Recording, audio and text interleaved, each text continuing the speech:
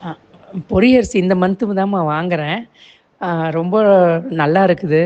Taste wise ரொம்ப நல்லா இருக்குது. வீட்ல பண்ணா ஒரு சம்டைம்ஸ் கொஞ்சம் சாஃப்ட் வர்றதில்ல.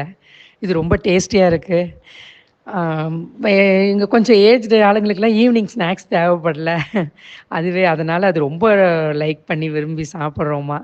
ஹெல்த்தி ஸ்நாக்ஸும் கூடம்மா. ஓகே. தேங்க்ஸ். நான் இந்த லக்ஷ்மி குபேர காயின் அனுப்புறது ரொம்ப இது. ரொம்ப அது எப்படி லக்ஷ்மியே நம்மள தேடி வந்த மாரி ஒரு ஃபீல் ஆகுது.